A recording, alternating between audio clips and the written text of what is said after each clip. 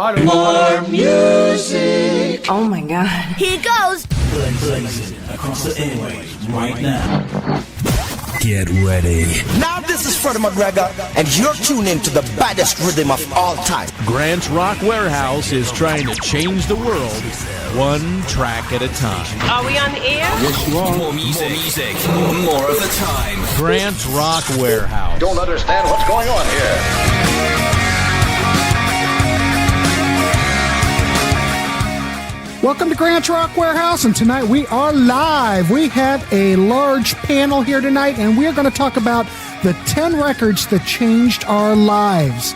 We do want to hear from you in the chat. We want to keep this interactive. 10 records that changed our lives. All right, here we go. Crank it up and piss off the neighbors. Grant's Rock Warehouse.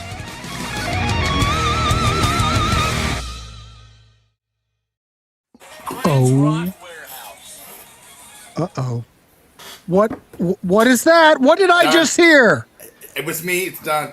Me? Damn it, you screwed that up. It's done. It's usually me. Anyway, ladies and gentlemen, we are here. We are live. This is a bare bones show. There's no graphics unless someone holds things up. We are here just talking music. It's like a bunch of us are here at the record store. We're hanging out. And we're just talking music. And so the topic for tonight, and we do want to hear from you in the chat.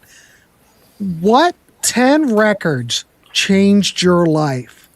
Now, I would imagine a lot of these records are going to be from when you were in your adolescence. That's where a lot of these happened for me. When everything, we've talked about this before, everybody. When life is new, music is brand new, and you just discovered the rock and roll, and it changes your life, and you'll hear bands. You might hear a track on the radio. You might stumble across a 45 in someone's collection. But when you're at that moment in your life and everything's brand new and shiny, there's nothing like it. And you only have that moment once in your life. Now, I'm not saying that that's for everybody here. A lot of my picks, and it'll be the same old damn stories that I've told before.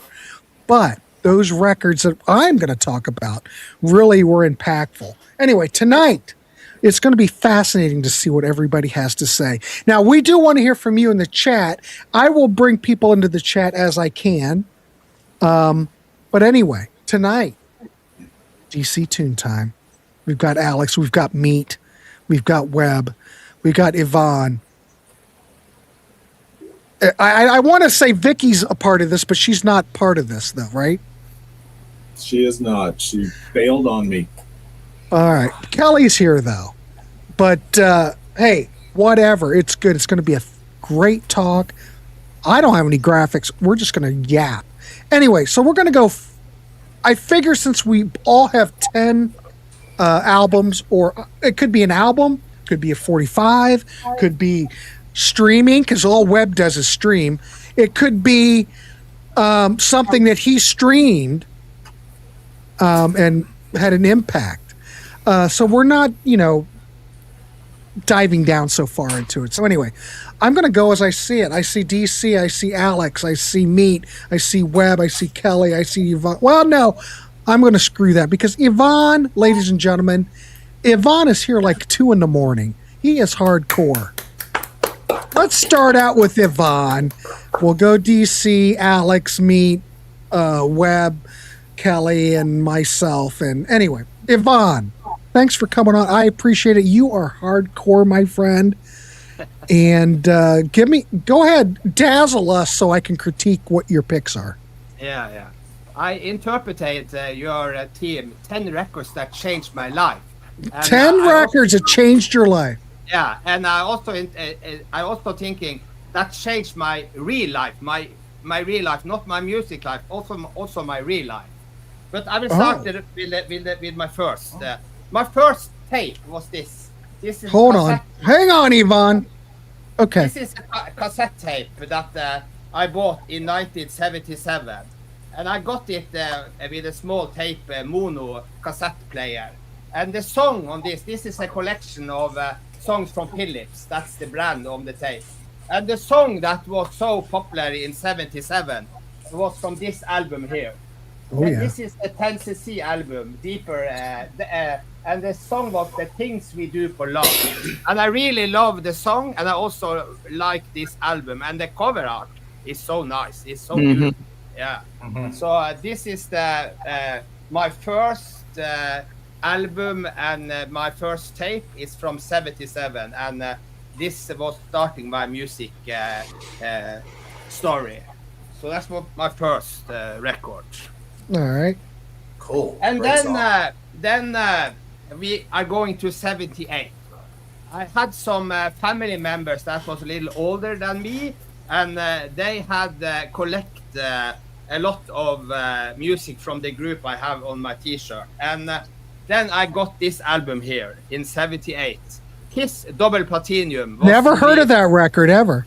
Yeah, was released in 78, and you see how glorious it, and all the good songs from Kiss, Beth, and all of Love Gun and everything. So this is my best Kiss album. I have some other Kiss albums, but in 78 I was starting to like this group Kiss. I was not so into very heavy music, but Kiss I like, and this is my number 2 album from 78.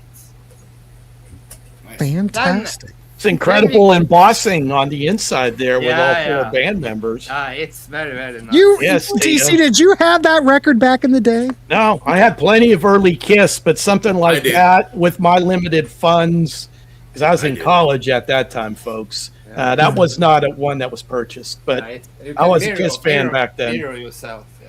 I did it. You know what we always used to do when we were kids? We'd look at those embossed images and try to figure out what they really look like. Then we are coming to 1979, and this year was my big year in music. I was a little older, and I was listening to the radio. I started buying tapes and also vinyl, and the album, the number 1 album from me in 1979 was this album here. It's Electric Light Orchestra and Discovery, and it's a so good album. And the summer of 1979 was the hit Shine a Little Love. It was on the radio, and also the song Confusion. Those 2 songs I remember them still today, and I remember the smell and where I was when I listened to these 2 songs and this album. So summer of 1979 was my number 1 summer in my whole life. You know what? I remember the smells and the way I felt when you held that album up too. Yeah. So that's the good thing with music, because if you listen to music, you connect back in time, and you smell and everything. So It's true. I love with music. So this was my number 3 pick. So we're gonna have five picks. And the number 5, we are still in 1979. That was my big music year. 79, 80, 81, those 3 years. And that also depends how old you are. They say that when you are 12, 13, then the music taste, when you listen to that music in those years, the music taste will hang on in your brain. So I think that's true. It is true. Yeah. So the album that I really love in 79, and was my number 1 album. I have it on CD, on tape, and of course vinyl. This is the Pink Floyd, The Wall. Oh, yeah. So it's so beautiful, and I also saw the movie some years afterwards, and I really loved the movie. I also saw the live performance from Roger Waters when they had the concert. Yeah, I was there, and he built up the wall. So at half of the concert, the wall was finished build, and then the second part of the concert, he turned down the wall, and it was so nice. That concert experience I never will forget. So this album here is maybe my number 1 album. It will be on my top 10 list anyway, but it changed a little bit. But it's a fantastic album. So that's from 1979. So how about have 1, 2, 3, 4, 1 left? Yes. You're gonna take 5, yeah. Yeah, we're doing 5. Yeah. In 1980, of course, here in Norway, the disco and music, the dance, the disco song was coming here very late, but maybe it come in 78, 79. But this album here, Queen the Game, and the song Another One Bites the Dust, I really like, and it was also very popular on the small discotheques, because when I was young, we have this youth club, and in the youth club we have a dance floor, and you can take table tennis, and you can buy food and everything, and meet other young people. So this album here from 1980, The Queen, Crazy Little Thing Called Love, Rock It, and this is my year that I was on the dance floor with the girls and listen to this. And I always loved the Queen. So I follow them from this year, and then I also have some older Queen stuff. But this is my number 5 picks of my 10 records that changed my life. An underrated album, I think. Yeah. I think it's an overrated album, and the cracks are forming. Overrated. It's a mess of a record. Christian says, "Man, time is flying by. I remember Grant just having a birthday a few months ago." Christian, that you are really in a weird blunder then. But I feel like it was just a couple months ago. I mean, I joke about it, but I'll be dead before I even know I'm dead, and you'll be going, "What?" Just saying. It's going by so fast. If we could only be young and spry, like I don't know who. I don't have an example. But Logan. Webb. Logan. Not on this dais. I'm 57 and a half. Come on. He's a youngster. Yeah, you're old. Oh, these young kids with their 8-track I tapes think and me rock and and roll. Grant, we have the same age, I think. We are. Yeah. What month? When's your birthday? I have worked in December, 3rd of December, so you're a little older than me, half a year. But, Of course I am. Of course I am. Thanks, Yvonne, for making me feel better. Yeah, All right. Anyway, great picks other than that Queen album, which is a mess. Oh. I know. I'm just giving you crap. Oh, yeah, ladies, Davy Cretan's here somewhere. Hello, Davy. Love for Grant. Vicky goes, yes, Close to the Edge is what? Wait a minute. Vicky, you like Yes? Is that possible for a female to be into Yes? I guess it's possible. Yes. It's like a Yeti sighting. It is.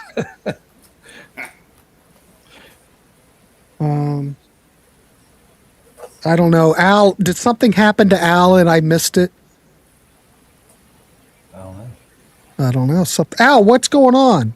Caitlin says, I'm sorry you went through a lot of shit. Oh, Caitlin, we don't cuss on this show. What the freaking shit's wrong with you? I hope the place you move into gives you peace. You have to have a break. What would you consider good? Al, what's going on? Man, I missed it. Anyway, let's keep going. I'm going to throw it to DC Tune Time, ladies and gentlemen. DC, what are your first 5 picks? And make sure you dazzle me. All right. Well, I'll do my best to dazzle. This is the longest expanse of time you viewers are going to experience tonight with everybody that's on the panel. A lot of years for old DC. Always music in our household growing up. My first memories of our house parties with all kinds of just dancing galore and skirts whapping me in the face as a peewee. But anyway, all I had back in the day were mostly like Yogi Bear or Jetsons 45s. But my friend's older brother had a nice collection of albums, and this was the one that we played all the time. Never heard of that one. The Hard Day's Night from these upstarts from Liverpool, the Beatles. This taught me that it just gave more of an expansive identity to a group I already liked. You know, I had a 45 or two, but this is the first album in my lifetime that had the big impact that I listened to over and over again. So we go from that to me actually having my own album that my mom bought for me, and that was baby! Yeah. That's a good record. The Monkees. And that's a mono copy. Mono. This is the actual one from back in my ute. I've held on to it low these many years. It's got a little bit of wear. But I mean, this also built an identity of a band. And even though these guys relied on, outside songwriters and everything, it's a good record. It's a fantastic pop music of its era. The best of the best were submitting songs to this group. And it kind of like early on kind of gave me an idea of what song you lead off with and building a track listing and how that's important to the flow of a listening experience. So that is number 2 in my life. Excellent. Number 3, we're also still very young DC. My baseball glove was completely... Left end. No, my baseball glove was completely effed up as a youngster. My dad took me to Heels department store to get a new baseball glove. I got there and I decided I could make do with the shitty glove. I needed this album, Steppenwolf II. And this is the first DC album outside what you would expect a younger person to have in their collection, like a Beatles album or a Monkees album.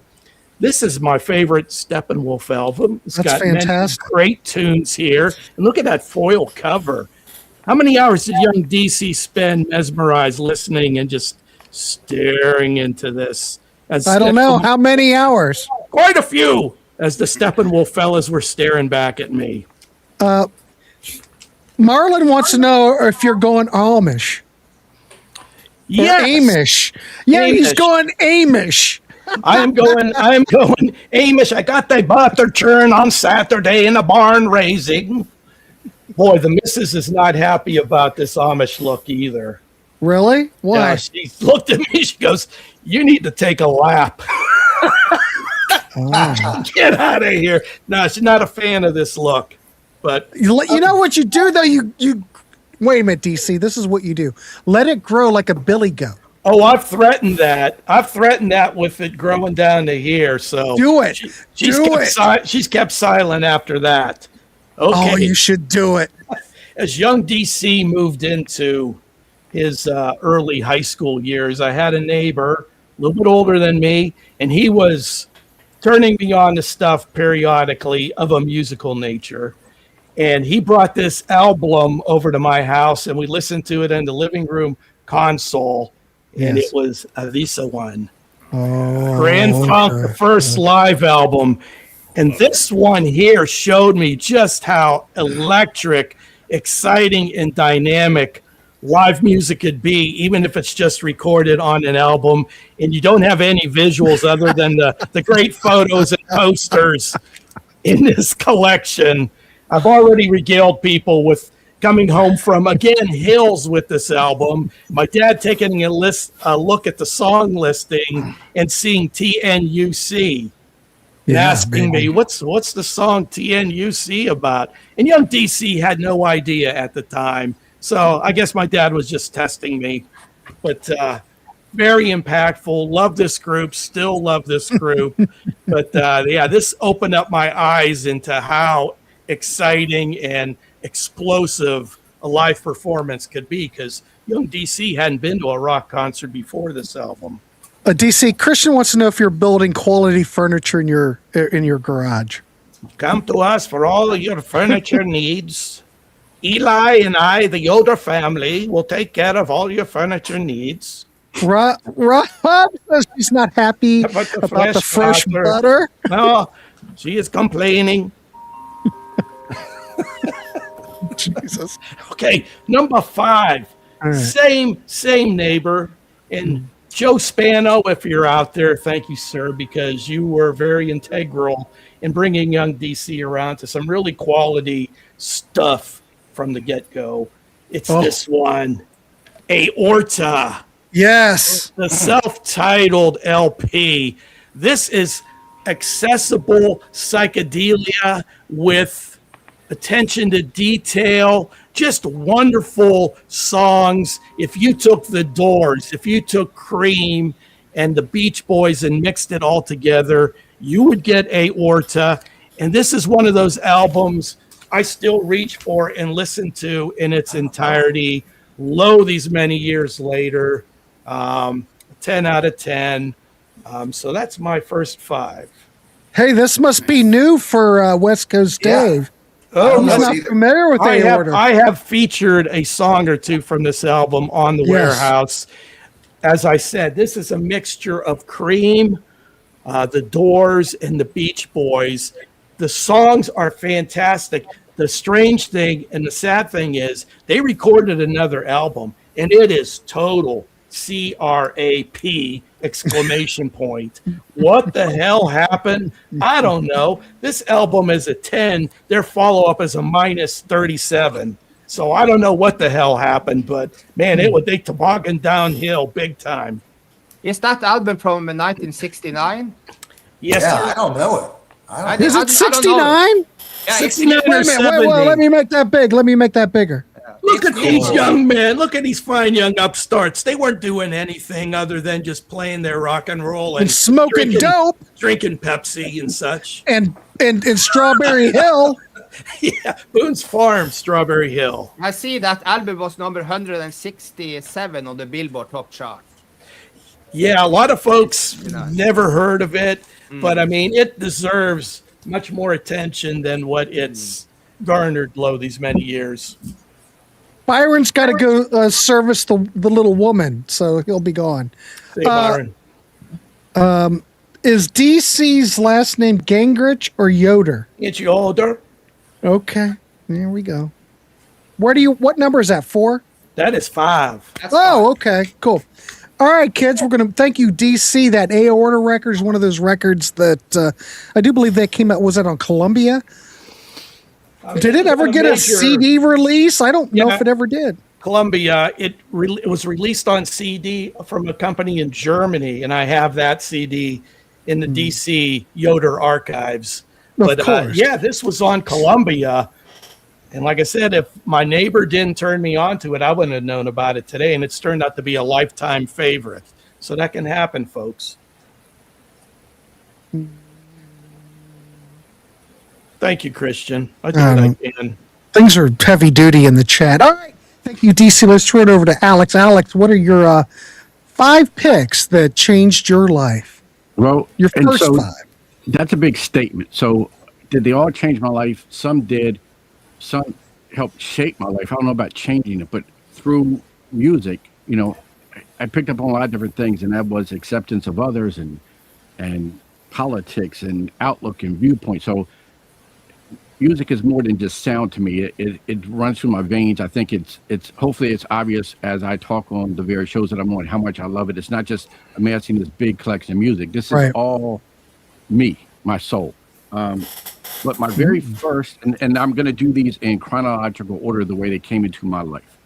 Okay. So I was born in 69, and this would just be my first 20 years, because after that, while I expanded my horizons greatly, the foundation was built on the first 20 years. And the first piece of music that came into my life was in 1971. So do I remember it? I can't say I do. I hope subliminally, subconsciously, it seeped into my soul. And I've showed, just like you, Grant, I'm telling some of these stories over again that I've done on other channels, but that's okay. It's how it goes. So there it is. That's Alice Cooper. Oh, love it to death. So on the popular 8-track format, no less. Well, and that's because that was this is the original one that I heard as a 2-year-old. This is from my mother's collection. So she was an Alice Cooper fan, and she played this as I'm a small child. And then all these years later, I become a very big Alice Cooper fan myself. So was this the start? Can I say for sure? I don't know. I like to think so. I did want to show off though that later on I picked up the copy on vinyl, and then I have multiple pressings. But what is really special to me about this is, if you can see there, it's got a couple of feathers in the corners of that album. I see that. Yes.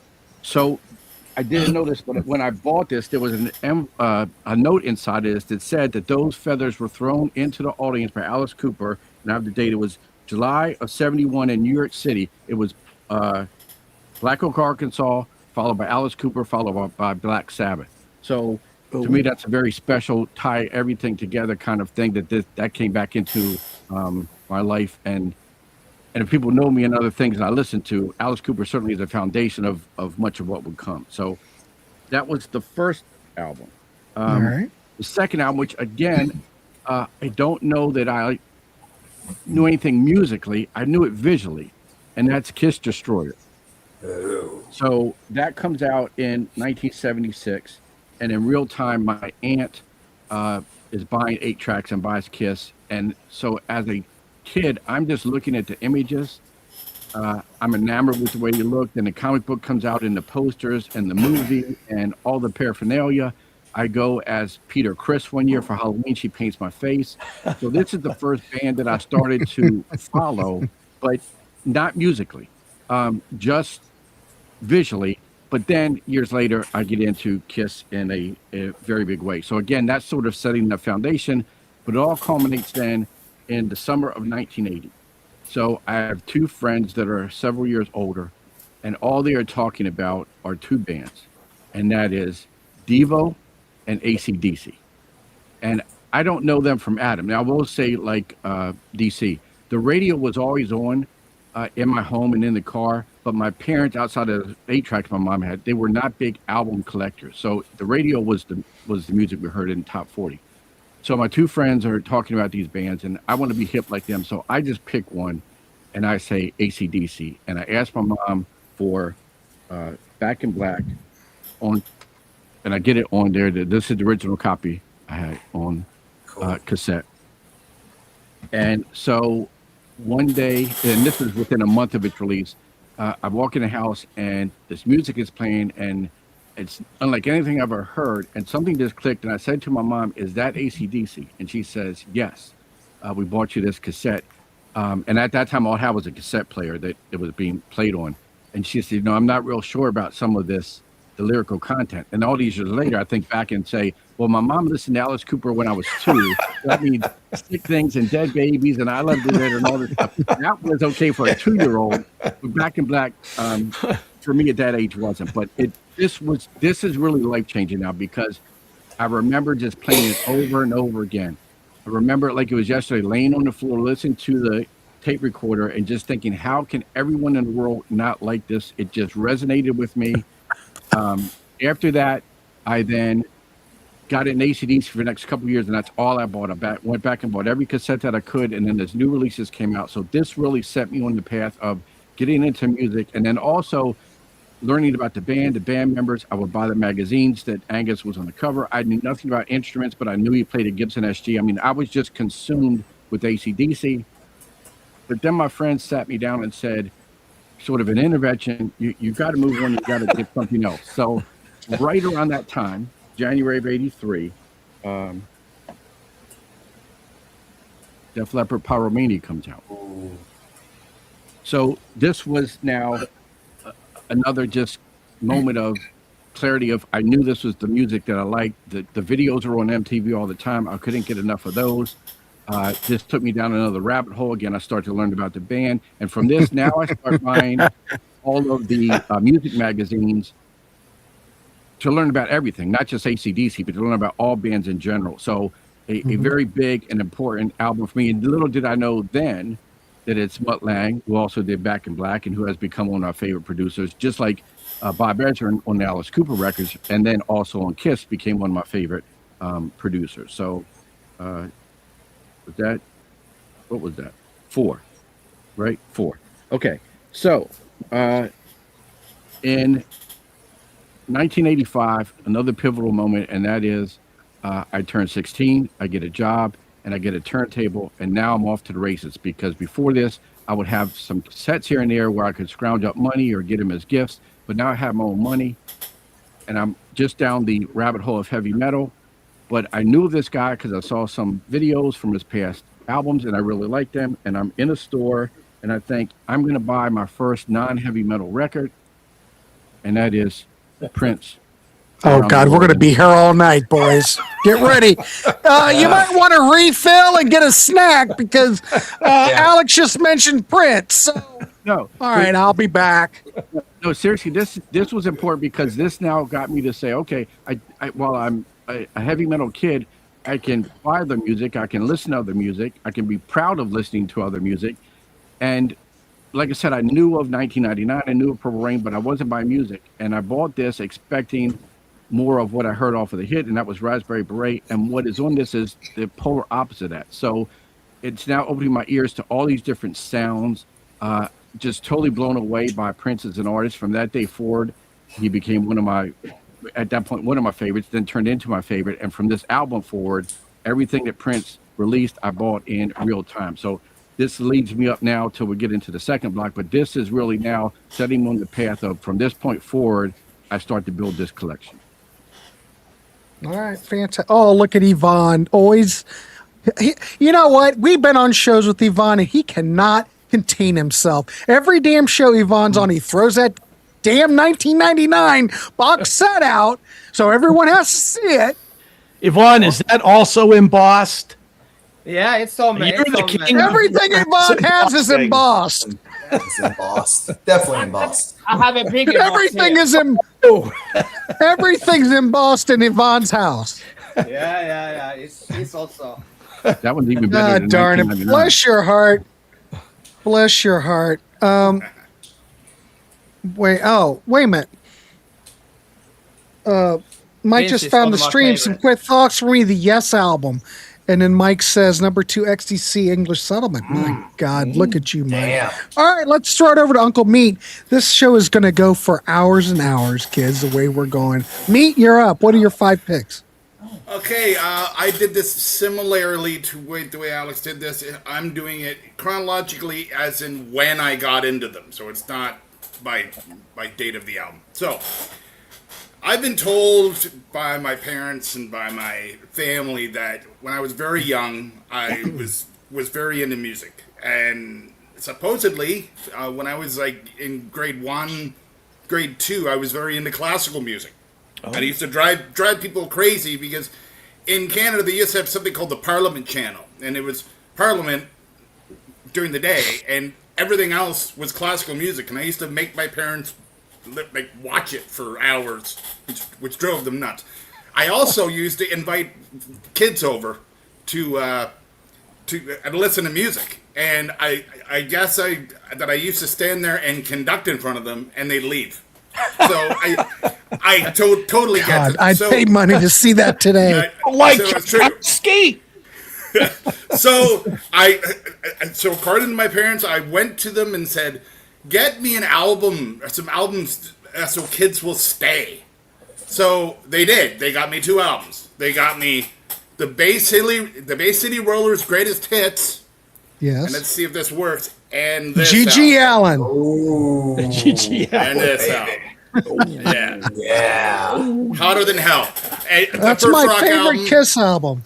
It's the first rock album I ever had, and I mean that just started as just a complete nonsense Kiss thing.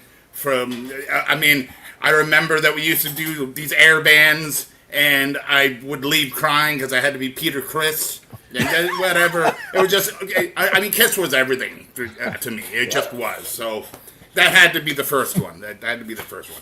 Number 2. Now, I remember that a couple doors down, when I was in grade 5, grade 6, a couple doors down, I used to get babysat by this family, and the guy had a huge record collection. I used to go through and whatever, and I remember that he had played this song. What is that song? And I just played it over and over and over and over, and it was this album right here. The Doors' Greatest Hits. There you go. Yes. And the song that opens on that album is Hello, I Love You. And I remember I just listened to it over and over and over and over. And the Doors ended up becoming very important to me. In grade 8, I did a book report of the Danny Sugarman book. And No One Here Gets Out Alive. It seems a little young to be doing a Doors Jim Morrison biography, and so much so that in grade 12 I showed up at school and I wasn't attending much, and all of a sudden oh really, some oral book report is due today and I got to do it. So I did the same book that I did in grade 8 just from memory because it's still in my brain. So that had to be number 2. Number 3. Well, what do you say about the band that got you into everything? I mean, I remember that my dad. I was getting sick of me asking about one of these albums, and he came home and gave me this for Easter. Oh yes. Damn, I thought it was the Shags. And really, that kind of started everything. That started my love of quote unquote better music. It started my ideas of wanting to play music. Just the whole thing. I mean, it started my air drumming career. It just did everything. What did you say? It started your air drumming career? That's true. Well, I didn't know you were an air drummer, meat. Okay. Well, I ended up becoming. I'm looking at you in a different light now. Looking at you in a different light. I mean, what am I supposed to do? It's full of air drumming. So, I mean, Rush, Echo Stage, like, still to this day, there are songs on that album that I still want to do these little fills in songs like The Trees and Jacob's Ladder from Exit Stage Life. I'm so used to that album. So, okay, number four.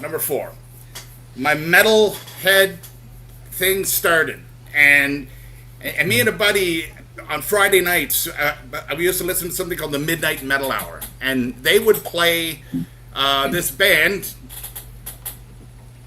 called Metallica. Never heard of them. Yeah, I know. And basically, I was hearing songs from Kill 'Em All like a year before they came out, because they're being played on this radio show.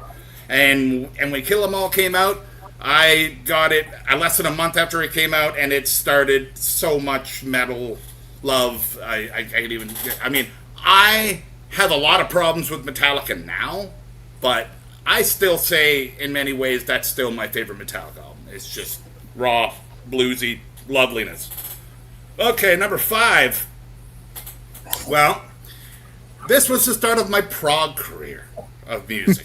I became a huge fan of prog, and it's not the best prog album. And the best prog album, I was actually mentioned by Kelly earlier, Close to the Edge, yes, that I almost put on this, but I had to put this on because a good friend of mine who became a fairly successful artist around here called Jacob Moon, he gave me a tape, and it sat there for 2 months, and I never played it.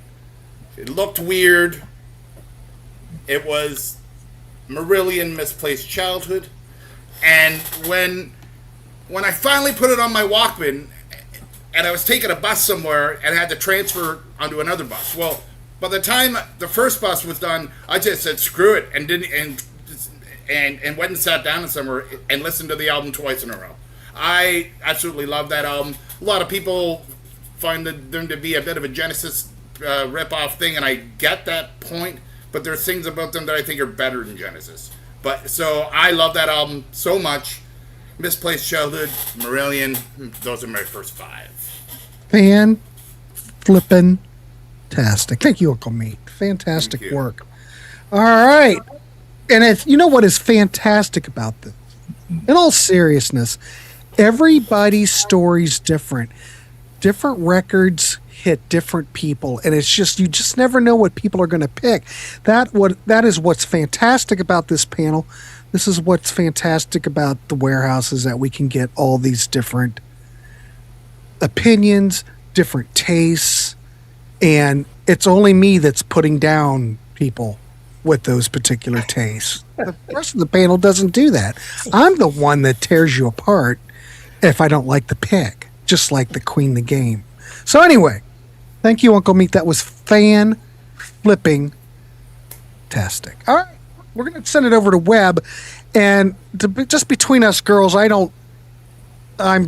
this should be really interesting. Anyway, Webb, nice to see you.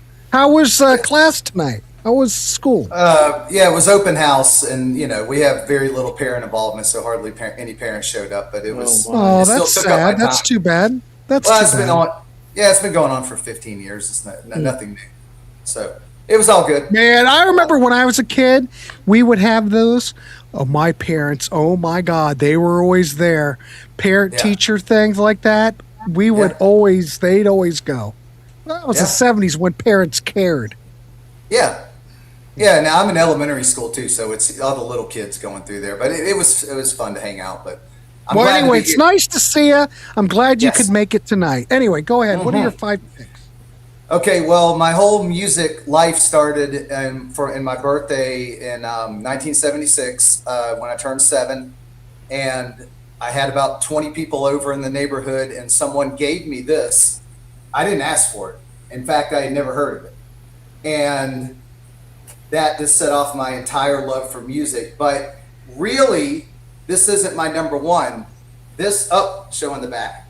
Oh, this is my number one because about a month later I bought Kiss Alive, and that's really what catapulted me from, because I like this, but this was something I couldn't stop listening to for probably the next 2 or 3 years. I think my parents thought I was very odd, and me and my friends would act like all the members of Kiss, just like probably millions of other people would. But I was a big Ace Frehley fan. I ended up playing the drums, but I didn't, Peter Criss drum solo was cool, but I didn't even notice the drums really.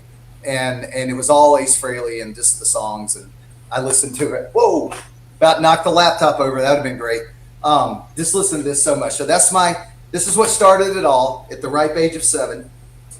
Then in about 1977, my dad had this record, and it opened up my eyes to probably like vocals that I'd never heard. Now I had heard Boston's first album because he had the 8-track, and that's another thing too. I could have thought about that, but this, when I heard Barracuda, and I heard, I guess some of that, I don't know how much I listened to the whole album, but I just listened to Barracuda over and over and over again.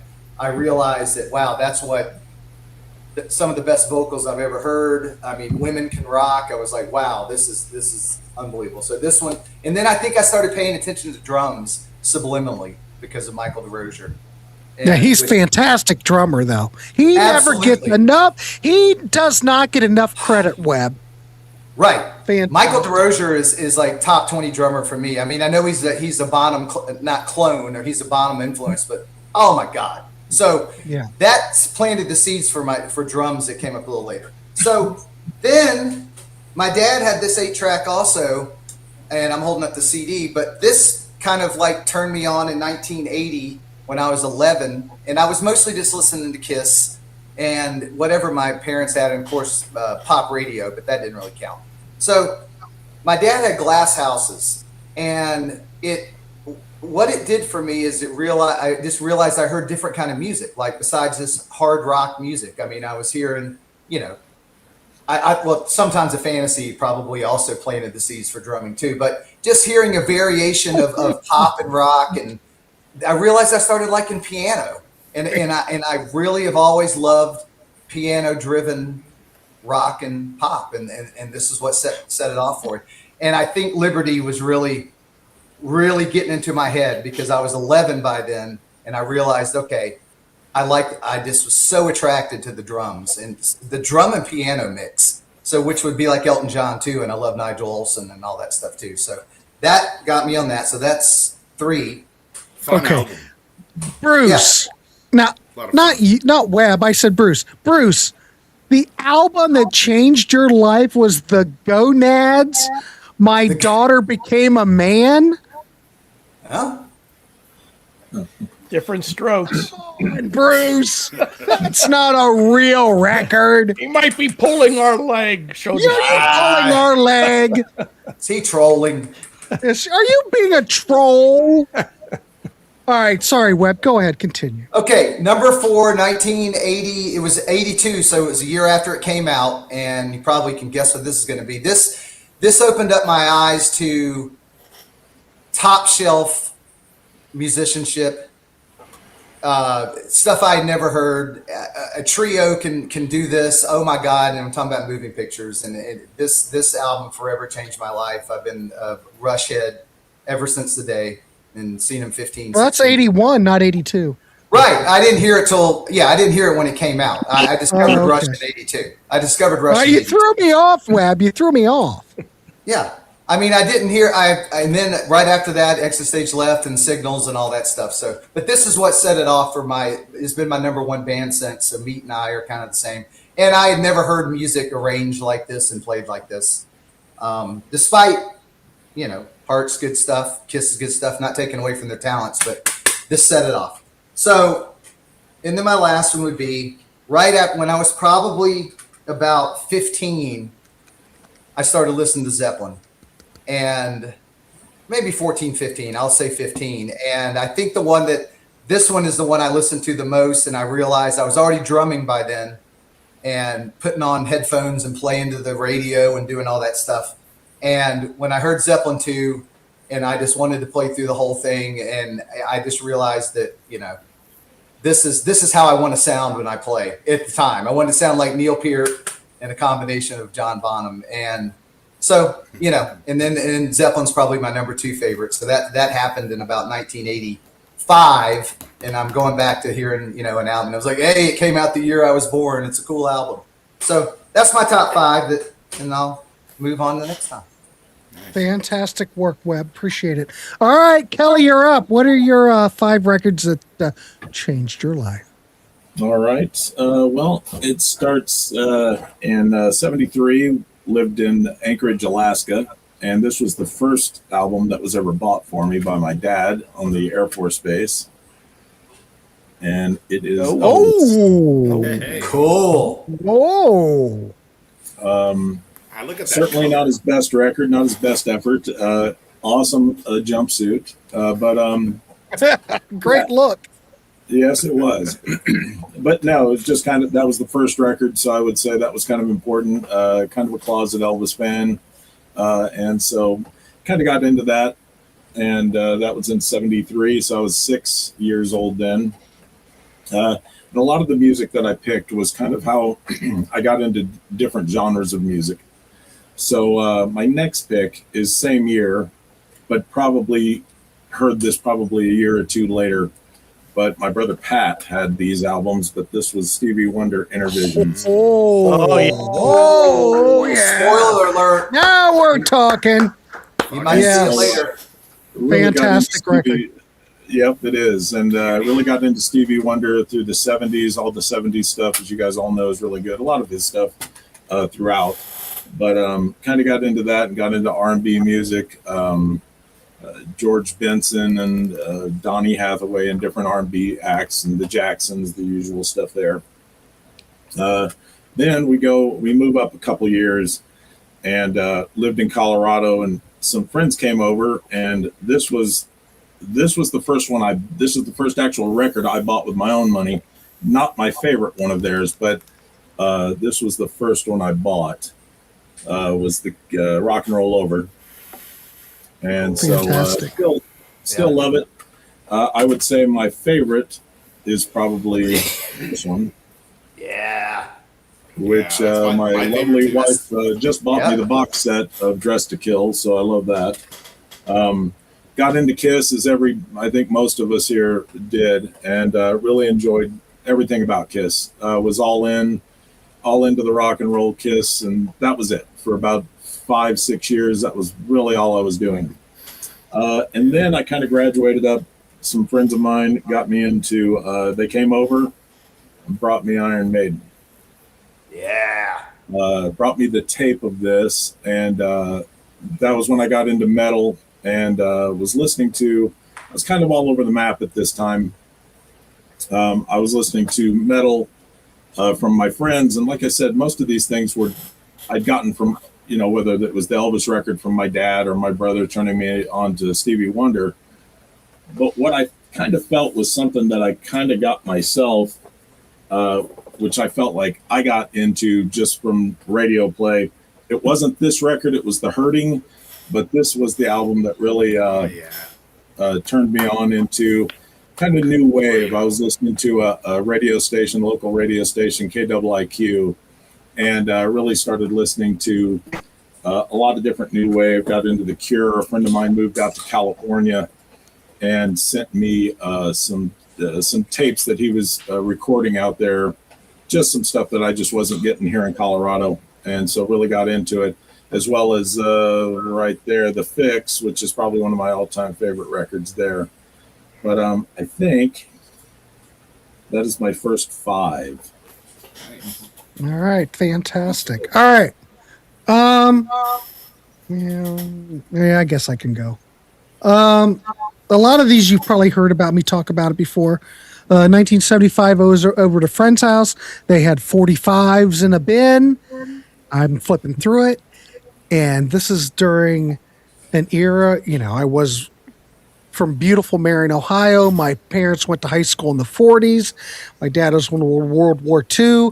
Their pop music was Benny Goodman. They liked that stuff. They liked Lawrence Welk. I didn't hear any pop music or anything. And I was at a friend's house flipping through the 45s, and I saw the Beatles, She Loves You 45 picture sleeve, and I Want to Hold Your Hand. And I'm looking at the picture sleeves going, who are these guys with this hair? These guys look cool. But I didn't know the Beatles. I didn't know it came out in 1964, 1963, actually January 64. I had no idea. I just thought it was cool. I was sheltered. So I asked to borrow the 45s, took the 45s home, played them, and my whole world had changed. So from there, I went and begged my parents for money. I have to buy some Beatles records. In the meantime, I didn't keep those 45s. I returned them to the neighbors.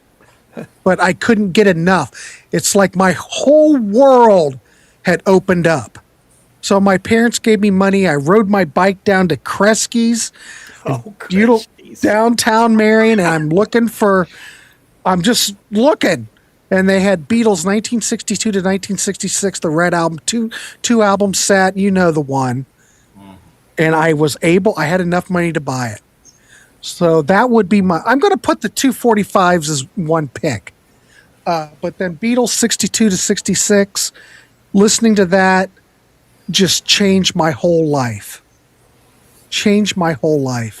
That would be the second one. The third one happened to me when I was in college and I was playing in a band, and I wasn't into the Beach Boys. I thought the Beach Boys weren't cool, and come on, the Beach Boys? Really? Well, my buddy said, you need to listen to this particular record. It was Beach Boys' Pet Sounds from 1966. Now, when I first heard it, I went, oh, well, this isn't very good. And my buddy Keith said, well, you just listen to it. Don't listen to it once. Listen to it multiple times. So the more I listened to it, the more I got it.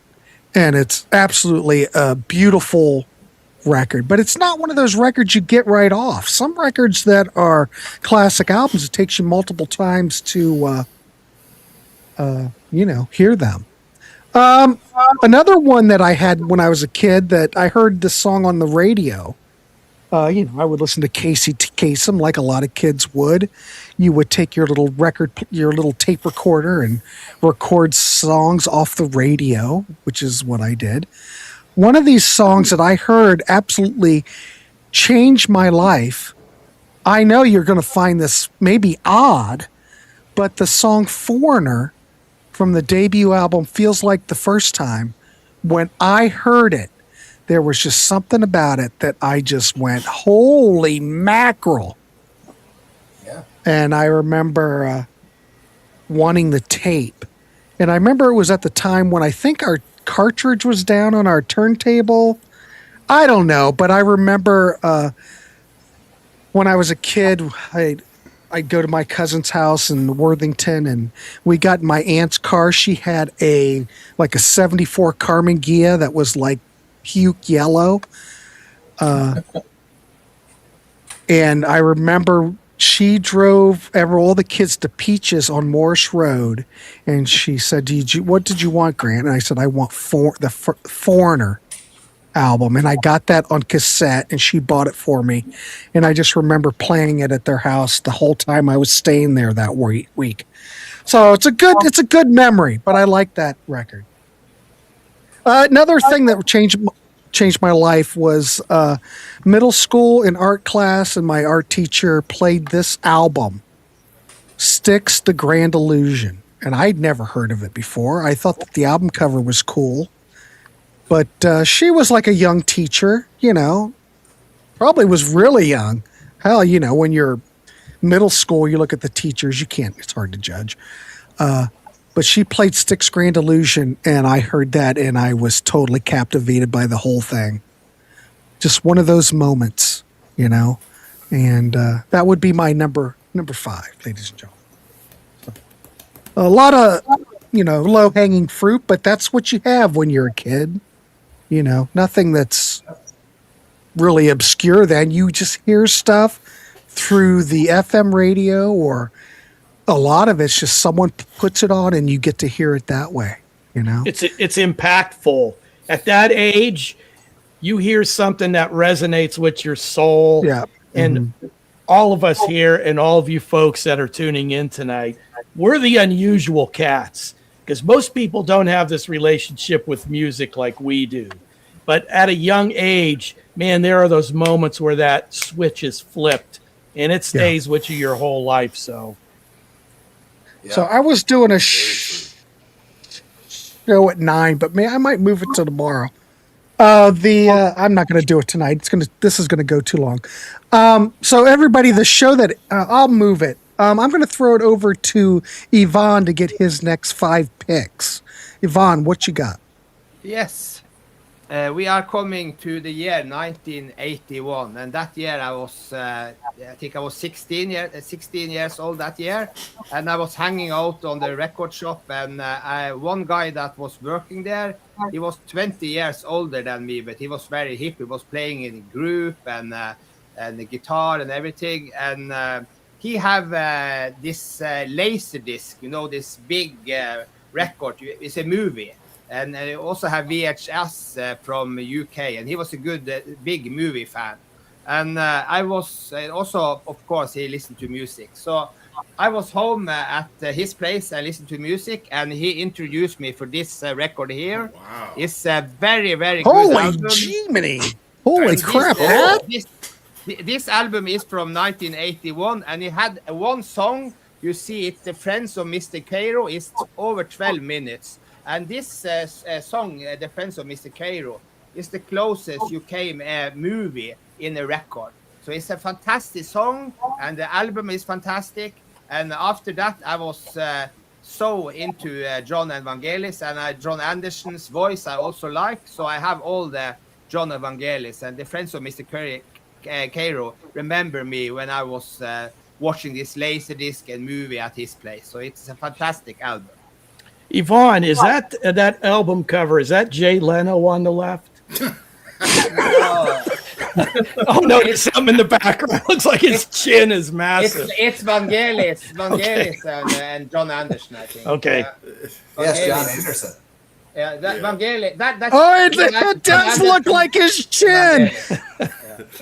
It's not his chin. It's an illusion, but you can look at it like his chin. Yeah, it's like. Damn it, DC! I'm never gonna not see that. I've ruined the Vangelis album for you. So that was 81. So then we going to 82, and as you know me, I'm very into pop and disco and all this kind of music. And in 82, they made a perfect pop album. It have never been a better pop album than this album here. And when I heard this album, I was so into this group, and I have seen them live also. And this is the album here. Yes! Duran Rio. It's a perfect album. It's a perfect record. Yeah. So this was in 82, and it's the video. MTV was music coming on TV and everything, and they have so many good music video also from this album. So a perfect pop album. Yes, 100%. Not a bad track. Perfect sequencing. Perfect production. The songwriting's excellent. Everything works. There's no filler on Rio at all. It still stands up. They've never able to put a record out at that quality ever. Unbelievable. Yeah. So then we are coming to 1988, and from 88, 89, 90, I was starting to be a little serious and try to find a woman or a girl that I will get married with and everything.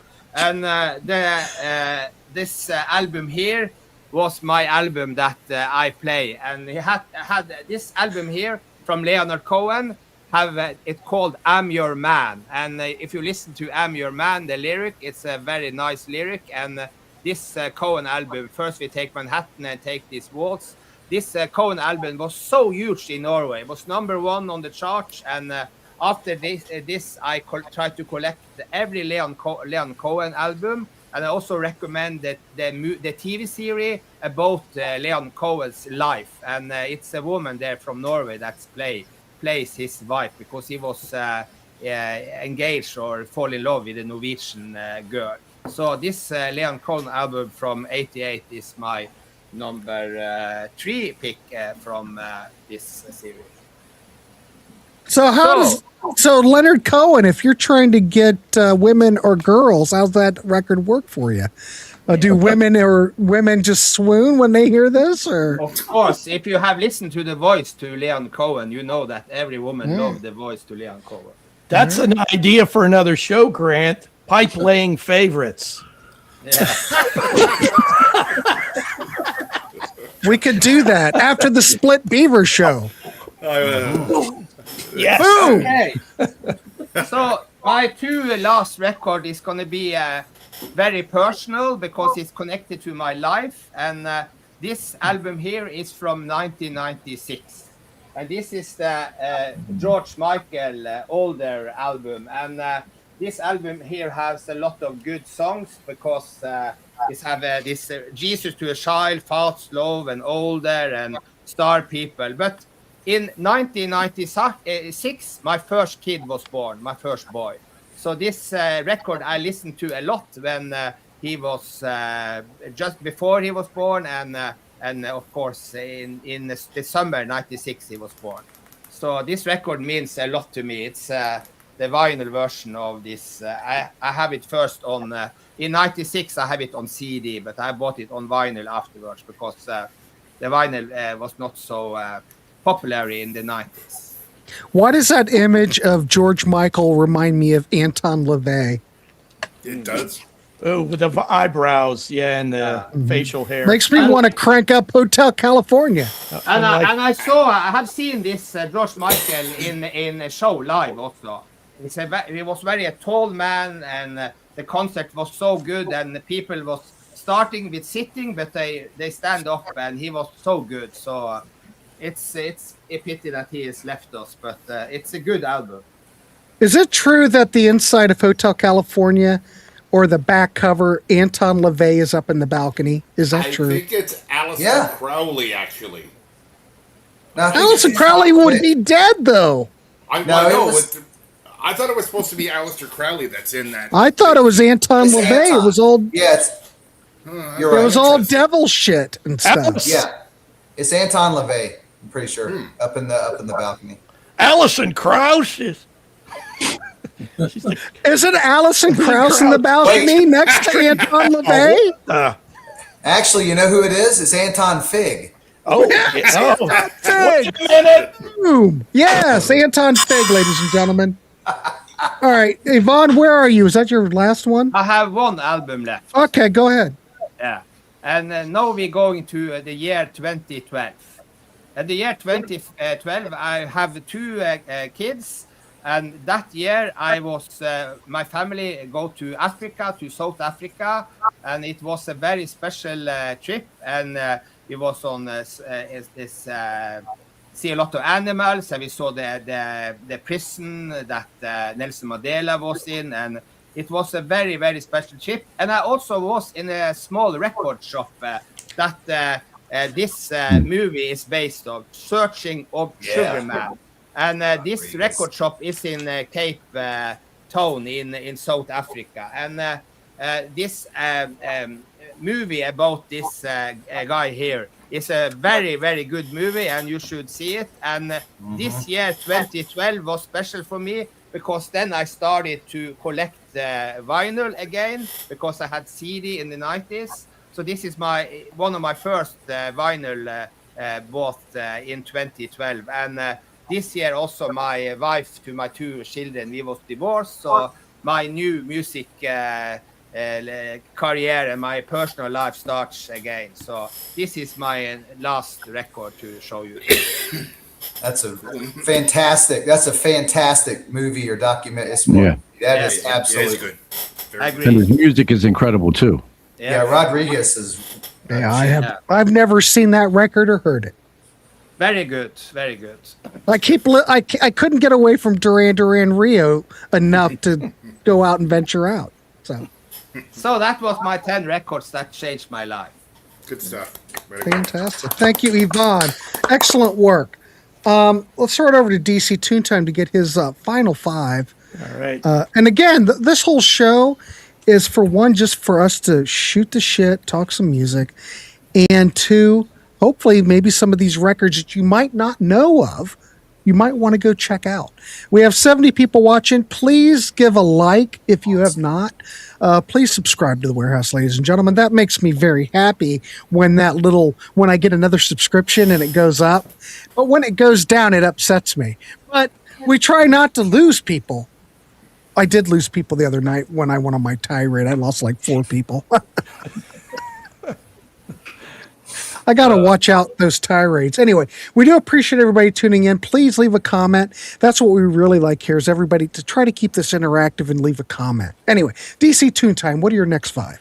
All right. To no one's surprise who are regular viewers here, my next choice is an artist who I guess is my all-time favorite. I mean, the Beatles as a band, but a singular musician, Todd Rundgren, Something, Anything. Yeah. And this could also be 6A and 6B. These albums came right after each other. One's a double, and the other one is jam-packed with about 57 songs on one album here. But the diversity, the creativity, the catchiness, everything about these 2 albums from one artist who did just about everything on both blew my young mind and still blows my mind at this ripe old age that I am currently. So a musician that resonates with your heart and your soul, and you recognize it that young, and it continues as you make your way through life. It's this cat. So hats off to Todd. As a youngster, I liked some heavier music. And on my birthday, I asked my mom to get me the Led Zeppelin 3. Well, my mom came home with the Led Zeppelin 2. Hang on. Oh, hold on. Yeah. Show that again for us, DC. Oh, she was probably swayed by this sticker here. Yes. But it worked out perfectly because Led Zeppelin 3, other than the Immigrant Song, I don't care much for that album. That might be my least favorite Zepp album. This, I would practice and learn the songs as I was learning to play guitar. Love this album to this day. This is an album that I will periodically put on and play all the way through. Just great in every way in the hard rock realm. Moving away from that, a little bit later came this a bit more sophisticated choice. Steely Dan Asia. This is another album that resonated with me right from the first time I heard it, and lo these many years. Every song a gem of the highest order. Like I said, with all these albums, I put them on, and it takes me right back to the first time I heard them. Resonates with my soul. And as I think Alex was the one that mentioned, most of these choices are going to be from your youth up to about your college years. And then music still resonates in your heart, but it doesn't have that powerful impact that you are when you're developing your tastes and music is somewhat new to you. But I do have my last 2 are albums from my middle age that blew me away. And here is the first Tick, Tick, Tick, XTC with Skylarking. This album is masterful in every way. The songs, the instrumentation, the order the songs are presented, the arrangements by, again, Todd Rundgren, the themes involved in this. It is like a life cycle narrative on CD or vinyl, whatever you prefer. But this is an all-timer, 10, 10, 10, 10, 10. And the only other album of my adulthood... DC, quick question. Better album with Dear God on it, or a better album with Mermaid Smile? As a reflective piece of music where you could do a little chin rubbing with my Amish beard, it would be Dear God. As a song, as a melody, I like Mermaid Smiles. Mm-hmm. I always thought Mermaid Smiles, there's a drag on that song. I don't know how it was recorded, but there's it just seems like there's points in it where the tape drags or the recording drags. Dear God would win for a reflective piece song that goes along with a lot of the reflective stuff on this album. But if I'm just going with a melody that I like better, it's Mermaid Smiles. So I guess I haven't answered your question at all. You didn't, but that's okay. But Dear God is a fantastic song. I have the 12-inch version on vinyl with that song. So I think Dear God as a song is brilliant. Oh, as a reflective piece to make you think. And, I love it. Yeah, sure. But as the melody, that Mermaid Smiles is a so catchy little, quirky little tune that Wolf, you need to watch the Radiohead show with me and West Coast Dave. Come on. Yes, come on. Wolf, get on it. Stay for the fireworks, won't you? Yeah, really. All right. And go ahead. The last time an album completely floored me. Tick, tick, tick, tick. It is this one. Jellyfish. Spy Mob. Oh, shit. Well, Spy Mob's a wonderful album, but I mean, the attention to detail, the way the songs fall into each other, how they flow into each other, floors me. I mean, Belly Button was extremely good. Spilt Milk, I sat there with my mouth open. Stunning in all ways. Like I said, there are other albums. Like I said, the Spy Mob album, I didn't expect to find an album that I would love that much so late in my life. But as far as flooring me with the overall production, song choice, order of songs, content, how it all comes together, the last one was Spilt Milk. You have the vinyl version of Jellyfish? You have that? The vinyl version of it? No, I've got the big box set from Lot Lame and all that stuff, Jellyfish related. I don't have it on vinyl. No. You don't need it on vinyl. The mastering of the original CDs were. They say that the vinyl version is very bad. Version. Yeah, you don't want it's off a digital. What did the Wax say? Wax said something. Yeah, we did a show. We talked about it, and they used the wrong tape or something. Yeah. Yeah, you just stick with the CD, kids. You're better off. CD sounds fantastic. Anyway, DC, was that all? I'm sorry, I was on a damn tangent. I am done with that lengthy swath of time of my life. All right. Oh. God, I didn't pick any Matthew Sweet. I'm an idiot. I forgot to pick Matthew Sweet. And Girlfriend was one of those moments for me. And I couldn't think of everything. Damn it's it, virtually impossible unless you're like 12 years old. I mean, there are other albums you had to leave by the wayside, but Girlfriend was that when I heard the song Winona, I just about had an aneurysm. And anything off of Girlfriend. What's that, Webb? These are just the backups from the next 10. So agreeing with DC. Oh, okay. All right. All right, cool. Anyway, that got me off on a tangent. All right. Thank you, DC. Fine work, by the way. Let's throw it over to Alex to get his final 5. All right, Alex, you're up. Okay, one thing I forgot is not only was that an important moment when I got that cassette, but as I mentioned, I had just a tape recorder in 1980. But at Christmas of 1981, and that's why it's on my shirt, a 11-year-old scrawny little white kid got this boombox. Holy crap! Let me see that. What is that? A Hitachi? Hitachi. Oh, nice. Yeah. Alex's T-shirt is a tribute to his boombox. Yeah. It's Look at that. so That's big what and she heavy. said. I didn't even. I couldn't even carry it around. I had to put it on my skateboard and push it around. It was. It's still working? Is it still work? Still working? Mm-hmm. Okay. Oh, yeah. Put new belts in it and all that? Yeah. You still jam on it? No. No. Oh, well, that's kind of let me down. It's a prop now. Oh, you prop. should use it. It's just a prop, kids. I will say though, All right. it had search find or songs. I mean, the thing is loaded. It's incredible. So anyway, all right. So we are in 1986. So this is now a year after I had my job and I have my turntable and I'm making money and I'm now buying records like crazy. And at this point, I'm aside from Prince, still just heavy metal, and I have friends that are in March of '86 get Master of Puppets. Now, Meat was in the Metallica before I was there. I knew of them. I knew of thrash. It was a heavier sound than I thought I was ready for. Anyway, they are two friends are playing this tape over and over and over again and say you have to listen to it. So I break down and I play it, and I'm blown away. And now I'm ready for thrash. And as say life changing as that album was, it was what came after that. Because as soon as I hear that now.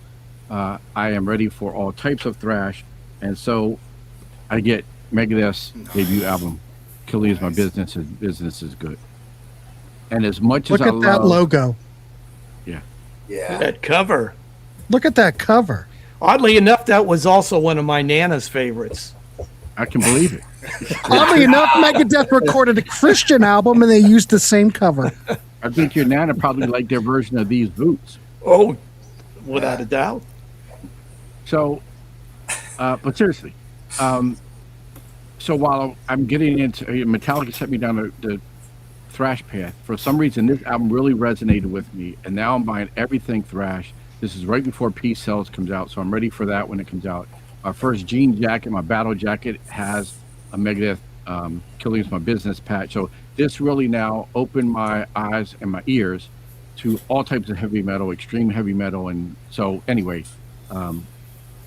That was big for me in branching out into heavy metal, and that included not only thrash but crossover thrash, right? So Suicidal Tendencies and DRI and Cryptic Slaughter and bands like that. And I started going to a local record shop called Misbeat Records, just metal and punk, and the owner there knew now my taste and knew I was into thrash and said, "You should listen to punk." And I said, "Okay, what should I listen to?" And he actually sold me his copy of Whoa! Yeah. Yeah. So My War. He leaned more punk than metal, but was into both. But so I trusted his judgment. I take this record home, and much like Back in Black, I remember putting the needle on this record and just not moving. I was just stunned and mesmerized and thrilled at what I was hearing. First of all, side A, which is hardcore punk, and then you flip it over to side B, which is another whole monster entirely. So that was very important, because from that point forward, now it was punk and metal. I made friends with punk guys. I made friends with metal guys. Usually they didn't mix, but I will say the one thing that brought them together was thrash, and particularly Master of Puppets. I remember playing that on my boombox, and both of those crowds stayed. If I switched to just something real punk or switched to a lighter metal, then half of the crowd would disappear. But so thrash and crossover thrash brought us all together. I have a question to you. Yeah. Your new friends, did you tell them that you love Prince? No. Oh, by the way, I have Parade, and I've got Parade. I had friends. Watch your Raspberry Parade. At that point, a friend of Well, mine. let's go listen to Raspberry Parade. Raspberry Parade. No, but at that time, a friend of mine was Heather, who eventually became my wife. And yes, we bonded over Prince, but it wasn't in the vocabulary of my other friends, because at that point, we, in the 80s, we were very kind of regimented, and there were metal kids and there were punk kids and there were new wave kids. Yeah. Now, and as I get into my last pick, you'll see everything changed. But at that point, no, Yvonne, I did not tell my, GBH friends that I also like Prince. Yes. But My but at favorite the Prince time- album is Dirty Mind. Here, guys, show them the Dirty Mind album cover. Yeah. But so at this time, I'm 16. I'm now buying all this music, and my neighbor across the street was a man named Torling Ritter, aka Rit the Record King, an African American gentleman, 30 years older than me, who worked in music record stores, music stores, was a DJ, and we would just kind of hang out and talk. And he knew I was into music, and so he started talking jazz to me. And I had no idea what he was saying. And at that point, he gave me some new releases of things like Yellow Jacket and Spiral Gyra and David Sanborn, just because they were new. He had promo copies. And I sort of liked what I heard. And he said, okay, I think you're ready for the next step. And then we started talking Miles Davis. And he knew I was into metal and rock. And so he said, I think you're ready for this. And this behind you. That's Bitches Blue. Yeah, that's behind. That's your there. Easter egg. Yeah. Oh yeah. There you go. That's the expanded vinyl version with extra tracks. That's the original pressing. So, so again, I remember putting this on and just being stunned and mesmerized. I didn't quite know what I was hearing. I knew I liked it.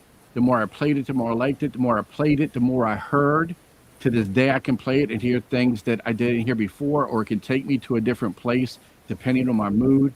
I think it's just incredible, but it's also a testament to my man Rit, who passed away a few years ago, and who was a jazz head in the 60s. So he was going to New York and seeing, there you go. He was going to New York to see Miles and Coltrane and Monk and all the greats. And so I got such an education from him, but also, at this point, where I'm living, where I'm going to school, it's all mixed races. I didn't care who you were, what you looked up. Everyone says I don't see color. Well, I saw color. I mean, I'm not blind, but I didn't care about color. We were just all people. And so I'm bonding over all of this music with a guy 30 years older than me that doesn't care about heavy metal. I wasn't turning him on to heavy metal, but he was turning me on to jazz. And so that had a very profound impact on me to this day of not only loving music, but of acceptance and all of that. So I get off my soapbox. But that takes me to my next my next bit of music, and that is in the early 80s when I'm listening to AC/DC, and again in the neighborhood I live in, I have black friends and they're listening to very early rap at that point, right? It was just being formulated, and I liked what I heard. I just didn't buy anything, and for years and years I listened to different rap songs and had friends, but I didn't buy it. I don't know why, but after Prince and then after Miles Davis, I had a friend that helped me out at work, and he started playing rap when he could in between me playing rock, and I finally said, you know what, it's time to broaden my horizons, and I got some Run DMC and I got some Public Enemy, but this is the album that really sold me on rap, and that is Ice-T. God, I've never seen that album in my life. This is freedom of speech. Just watch what you say. So this is before OG, which became his big album, but to me this was again just accepting this musical style that was quite different from everything else, except for Ice-T. In that, on this album, Jello Biafra makes an appearance. I'm a big Dead Kennedys fan at this point, and he samples Black Sabbath. And at this point, he's also doing interviews, and he's saying, he doesn't. I don't care what music. I'm not putting labels on things. I just play music. And then from that, he ended up being in Body Count. So that really broke down a lot of barriers, and that now I'm just ready to buy whatever. And that comes to my last album. And so in the late 80s, I'm watching both Headbangers Ball and I'm watching 120 Minutes. So now I'm starting to pick up on bands like The Cure, but also with some things that are happening like Fishbone and Jane's Addiction and Red Hot Chili Peppers. I'm talking about Uplift Mofo Party Plan, not the later stuff. And I pick up an album by a band called Faith No More, We Care a Lot. And I like it. I played it a little bit, kind of shelved it, and didn't think about them until in 1989, The Real Thing comes out. Yeah. Cool. So at this point, I'm now listening to all these different styles, and now I hear a record that is combining everything I just mentioned and more. And so this is why I say this is where my journey ends as far as life changing, because from this point forward, I now bought whatever I wanted whenever I wanted. And I got into soul, and I got into classical, and I got into everything. And while I mention genres all the time on shows like this, because that's how we kind of use a descriptor on things, from that point forward, it was really all just music. And so you see what I have around me in my other rooms. I just bought anything and everything, because at that point, music was everything to me, and it still is. And that's why I love these shows and the people that are on the panel and the people in the comments that understand, as DC eloquently put, what this means to us. This is more than just I'm putting on something in the car while I'm driving. I put on this stuff to make me happy, to make me sad, to be out of sadness, or anything. Music is everything to me. So thank you, Grant, for this show and for this platform, and to everyone here. And then extra question. Do you like ABBA? You have ABBA records? Yes, I do. Yes, I do. Good. And I like ABBA. And just to keep the mood going here, I would be remiss if I didn't mention one honorable mention. That is Les Black's Amazing Pink Holes, which would be my album of the albums that shaped me. So That's a good record right there. All right. Nice. That's that. I'm done. All right, fantastic. It brings back memories. Holes. All right, ladies and gentlemen, we will keep going. Two Wire Nuts says, great picks, Alex. Fantastic. Faith No More is a great pick, Grant. That is a great I didn't say anything about Faith No More. What's he talking? Okay, that's good, Dick Cretin. Fantastic. I've got that record on, you know, those original album classics. It's got 5 albums, on CD. That's how I have it. Not the crowd favorite, but my big Blue Oyster Cult releases Mirrors. Nothing wrong with Mirrors, D-Rocker. Yeah, it's good. He meant Alex. Oh, you meant Alex. Okay, here, let's Speaking reframe of that, this. You can't Faith tell No the More's players great without a picks, score, Alex. All right, let's throw it over to Webb. Webb, I think, is it Webb? We got a shake up. I think it's me. It doesn't matter. It's me. Let's go to Meat. Go. You go. Sorry, let's do it in order, but go ahead. Go. Meat. Go. Okay. Go. Okay. Basically, at the end of high school area, I was going over to a buddy's place. I'd listened to some records. I brought some records with me. And he played me something on cassette that blew my mind so much that I traded him my Michael Schenker Group Build to Destroy album on vinyl for his recorded BASF tape. What? BASF, yeah. What the hell? What kind of trade is that? Of this album, which was featured the other night. This is Dixie Dregs, Night of the Living Dregs. Mm-hmm. To say that changed my musical landscape is very much understating it. Steve Morse is still my favorite guitar player. I got to see him live 7 times in 3 different kind of outfits. And really, there are 2 picks upcoming that it was kind of the gateway drug to them. So I love that album. It's half live and it's half studio. I highly recommend for anyone to check that out, because that Dixie Dregs album is fantastic. Like every Dixie Dregs album is fantastic. So that was number 6.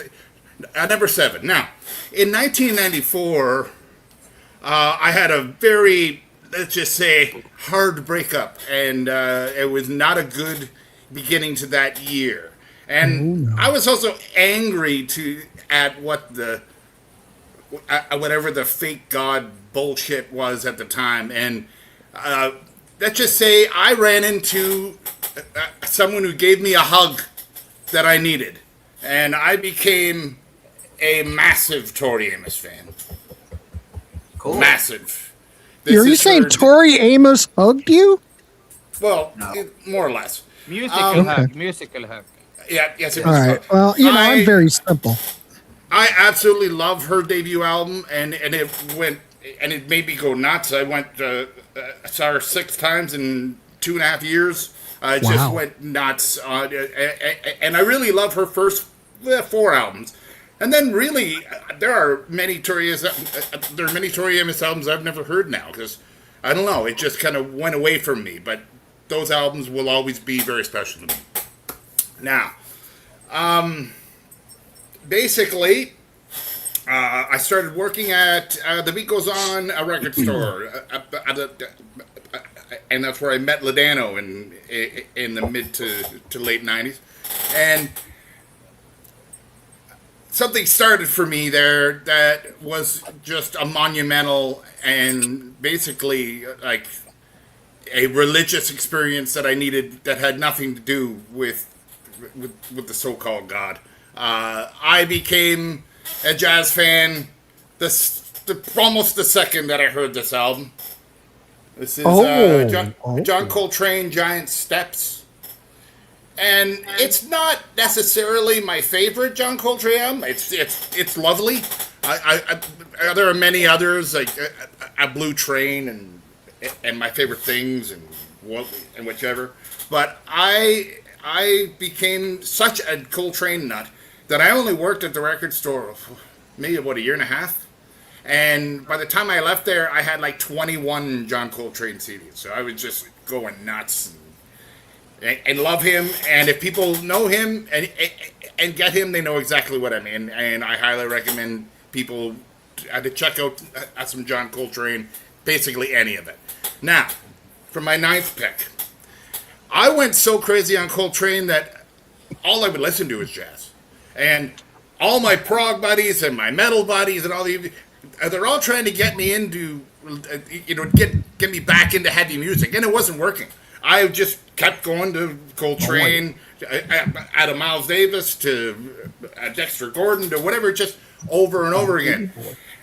And then me and a buddy, we went to his place, and he got in the shower, and when he went in the shower, he screams out, "Press play on the CD player and turn it up loud." So, okay. So I do. And the song Regular John starts. The beginning from Wait a minute. Whoa, what the? Very sexy album cover. Jesus. This is Queens of the Stone Age debut album. Yep. And it's a drumming masterpiece. It's a singing masterpiece. It's a groove masterpiece. And it literally got me back into rock and roll and heavy metal and thrash and everything. I needed to get out of my jazz fog. I was in a big jazz fog. So, and it's funny because I remember that the guy that was there, he gets out of the shower and he said it was such a great sight because he got out of the shower and there I am, I'm just lost and rocking out. He's like, it worked. So a rock was back for me. And my 10th, well, a buddy of mine, he made me a cassette tape that was an outlaw country mix of stuff. And some of it I liked, and some of it was. But then I heard this song called "If You Fall," and I went, "Who is this?" And it was off this album. El Corazon. Oh, Steve Earle. Yes. Yeah. A guy that I fell in love with. He's just an amazing songwriter. I saw him live many times. I think he put out like 5 albums in a row that are just all gold, fantastic loveliness. Every praise you can give and that I can give, I can't say enough about Steve Earle. He's not just Copperhead Road.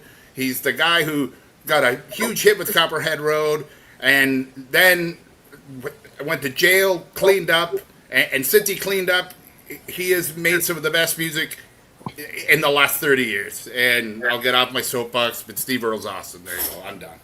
All right, fantastic. Thank you, Uncle Meat, coming in with the Steve Earle. Caitlin will be right back. Nature is calling. Oh, life is calling. I guess that's different. I know what nature's calling. Wait a minute, what do we have here, DC? What is happening? That's our new old doggy Pearl. Oh, cool. You rescued Wait a an minute. older dog? How did you get this dog? Our daughter works with a guy whose father had to be put in nursing care. Uh-huh. And he couldn't take her. And they got 2 dogs and a cat over at their house. So Dawn and I decided we're going to take Pearl, and she's with us now. Oh, So- look at you. How nice. Yeah. Oh, DC, that just warms my heart. Yeah, she's a little sweetheart. Oh, fantastic. Oh, I love that. All right, cool. Vicky says, "Oh, what a sweet pup." She's that dog very is definitely sweet. lucky to have you, DC. Well, she's a little bewildered because his mother died, meaning the guy that's in a nursing care, his wife died. He comes back to central Illinois to be close to his son because he's elderly. She rides from California to Illinois. Then he gets a medical emergency, and she's been all over the place, but a very sweet dog. Excellent. There you go, kids. See? Fantastic. All right, let's throw it over to Webb. Webb, what are your final 5 picks? Well, I left off in about mid '80s, and I'm gonna say that in 1985, there was a guy that could drive before all of us, and we're driving around, and he was playing Live After Death, Iron Maiden. But a little bit later than that, I got Peace of Mind, and this introduced me to metal music. Basically, I listened to Sabbath and stuff and Zeppelin, but nothing like this. And this has always been, it rotates as being my favorite Iron Maiden record. And I had never heard anything like this too. And went and saw them a couple times, and I saw them on the Caught Somewhere in Time and then the Seventh Son tours and stuff like that. I've seen them about 4 or 5 times. So that set me off into liking heavy metal in '85. In 80, so when I was about 17 or 18, my mom told me to listen to Aqualung, and and I was like, cool. And she said, and I'd never heard music like that. I maybe heard, I don't know what I heard on the radio, maybe Living in the Past or something, which is really cool. But I didn't hold up Aqualung because what really got me into prog was when I got Thick as a Brick. And this is that newspaper, Oh yeah, there it is. It opens up and has all the pages. It's so cool. And so that set me off on my prog journey. So that was when I was about 18 years old. I started listening to prog and loved prog ever since. And Genesis was right after that. I could have held up Foxtrot, which would have been my next one. So we're going by genres here. Then when are we gonna get to the porn music genre? Well, we do a pipeline program. Okay. Or pipeline favorites. I just wondered when we were going to get there. I've been anticipating that the whole night. No. But okay, so when I was about 19 or so, I was at University of Georgia and been playing the drums and have been in some bands and things like that. And I had heard some jazz and some jazz funk and things like that, but nothing impressed me more than when I got Headhunters, and I've been in love with jazz funk. Herbie Hancock's my favorite. Yes, and when I heard Paul Jackson on bass, I was like, what in the, I mean, he's probably one of my top 2 or 3 bass players of all time. No one talks about him, Paul Jackson. And of course Harvey Mason on drums. And when I heard Chameleon and Sly on here, there's only 4 songs. I mean, this is a 10 out of 10 jazz funk masterpiece from 1973, and I've loved that kind of music ever since. I really, really love like the 70s jazz funk, even 80s stuff. So then right after that, what got me into a little bit of fusion, jazz funk fusion, Billy Cobham's Spectrum. Fantastic record. That's his, Billy signed it. Billy signed it at a drum clinic. There were No. only Whoa. Oh, baby. There were only 12 Oh, people there. nice. 12 When was that? people. Hey, Webb, when was 12 that? people When was for that? Billy Cobham. It was What the when he was hell? playing. It was when he was playing with the Dead thing. What was that band? It was called Dead. I don't know. Somebody's got to know.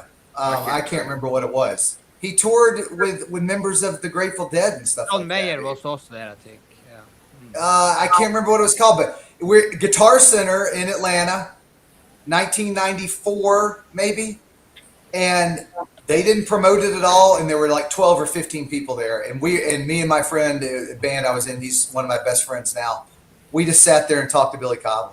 I was that's the most starstruck I've ever been in my life, and he was so laid back, and he didn't give a shit. There was only 12 people there, so and I got him to sign, and I brought this, and he signed it, and I was like, That is fantastic. yeah, and so then I got into fusion. So I went from jazz funk kind of to some fusion stuff, and I think I got Mahavishnu, an Intermounting Flame, probably right after that, and it took me off on that. Okay, then we've already seen this one, but this is a record that I don't know. It got me into feelings. It got me into my feelings and reflection on relationships and things like that when I was maybe like 20, 21, 22. And Kelly held it up earlier, and this is one of the best songwriters of all time.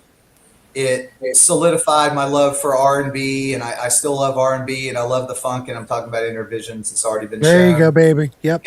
And then I got Talking Book after this, and Fulfilling His First Finale, and then Songs in the Key of Life, and I listen to Stevie Wonder this day, and I always still push Stevie Wonder on people. And so, is that all of them? I think that's it. Webb, we had a question from somebody, and people are wanting to know if you're going to shave your goatee off like DC. No, my chin needs to be covered. I have like a little, I don't know. Yeah, it needs to be covered. I'm not following. I still got mine covered, going with the Amish kind of vibe. Oh, okay, I'm saying you keep the bottom on and get rid of the top. Well, I better ask love DC. Ashley, I've never 'cause met I just- DC, and I love them, but People were wondering. I'm in the doghouse with no mustache. Yeah, I don't think Ashley. Damn it, DC, you have to be you though. I gotta go how I go. You have to go how you go. The no lip. She would go the no for hair it. lip. She always goes for it. What am I gonna say? Yeah, what are you saying? You're an icon. All right. Thank you, Webb. Thank you for great picks, everybody. In fact, the whole panel. Awesome. My God. Stevie Wonder, I think, might have been. I think Kiss and Stevie Wonder were picked probably the most tonight. Don't you think, everybody? Agreed. You never know how this is going to go. All right. We're going to. What? What? I was saying Kelly's got to round it off. I know. I'm getting ready to do my hosting duty, Webb. Come on. Hosting. Kelly. All right. Well, have Webb introduce. Webb, go ahead and introduce Kelly then. Go ahead. Kelly. I love That's not the way. Good job. Thanks for the great intro. Thank you, Webb. Ladies and gentlemen, let's just going to keep this thing moving. We're going to go over to Kelly to get his picks. Kelly, sorry you're last, but the last is usually the greatest. So what are your final five? I will make this quick. I have to use the can, so I will do as quickly as I can. La la la la la, can't hear La you. la la, it's too much, too much. That's all right. So in 1985, graduating from high school, and this was one of those records that, this is when you had promise, you had hope before the world beat you down as an adult. No shit. So, this one, Scarecrow by John Mellencamp. It's a good record. Always loved it. It's the box set picked up a few years ago on it. But great album. Love that record. Just has a lot of good memories of that year, my senior year, and after I graduated, really. And love that one. Then I moved on to, I started listening to more guitar-oriented music, and this was the first record that I got into with that. Before I started getting into Robin Trower and Steve Vai and Joe Satriani and the usual suspects. But Eric Johnson Tones, just absolutely love this record. I can listen to it anytime. It's just got everything I want in guitar. I just saw him several times, big fan. And so Eric Johnson Tones. All right. Then I know this is an older record, but I would say about 5 years later, I'd met what would be my wife. We were friends working together, my wife Vicky, and we'd talk music all the time. And this was one of the records she told me I needed to dig into. And so, and yep, A Woman Likes Yes. Oh, Love it. There you go. So she said, you got to buy Yes songs, The Fish. And so I picked up the album, the double album. It's on the wall somewhere here. Or actually, it's right there. And so picked up the album and then picked up the disc, but just loved it. And since that kind of got me into the prog world a little more. And so that was Yes. Then after 4 years of being a good friend and coworker, Vicky and I started dating, and we both fell in love with this record as we were falling in love with each other, really. And that was Sting's 10 Sumner's Tales. That's a stellar album. You got the Japanese expanded edition. Oh, yeah. What the heck? Anthony Colaiuta. Great Colaiuta. record. What's on the Kelly? What's on the second? What I'm not familiar with that. What's on the second CD? Look, what is on there? There's all kinds of demos, and there's a couple extra bonus tracks, and yeah, it's got some extra stuff. I heard on I think it was on, I forgot whose show it was. They were showing these, and it was new to me, and I picked up a few of these cuts. There was a few Sting albums that had some expanded editions. This and I'm drawing a blank right now, but it was a few albums that came after this that there was some expanded editions. So did they do that here in the States? No. I'm not aware of them doing that. No, they hadn't, and that's why I picked these up, because I'd heard that there was no rumor that they were going to, so I thought I better get them while they were available. So I picked up I picked up 3 of them. The other 2, I'm, like I said, drawing a blank on. But Brand New Day, I think, was one of them, and the Mercury Falling, was that the title of that album? That's I think so. Yep. So picked up those. But anyways, this was a really important record to Vicky and I. Like I said, we were just fell in love with it as we were with each other, and loved it, and so still do. Then I know this. I got into radio a few years later, and it was more of a kind of an alternative radio station, and we did all kinds of music, everything except for metal and hard rock. They offered me a show to do myself. I said a hard rock metal show would be great. They said no, we'd like you to do an Americana show. So I said, all right, I will do an Americana show. I don't know anything about it, but what the hell. Anyways, the Avett Brothers, The Carpenters, the record that really turned me on to Americana. I really kind of got into it as I was doing the show.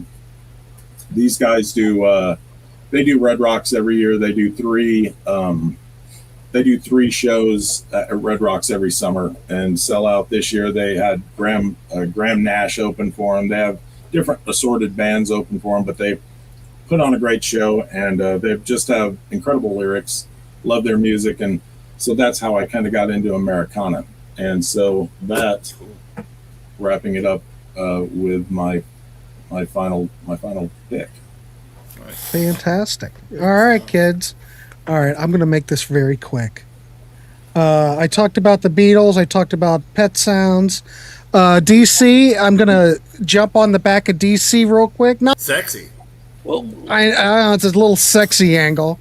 But the album, Todd Rundgren, Something Anything, I would have to say back when I was, high school, early college is when I played so much Todd Rundgren that I practically burned myself out on it. But Something Anything is one of those records that instantly took hold of me. It's just absolute breathtaking record, creative.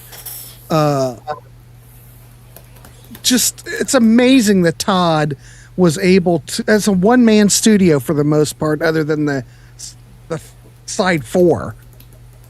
It's just unbelievable.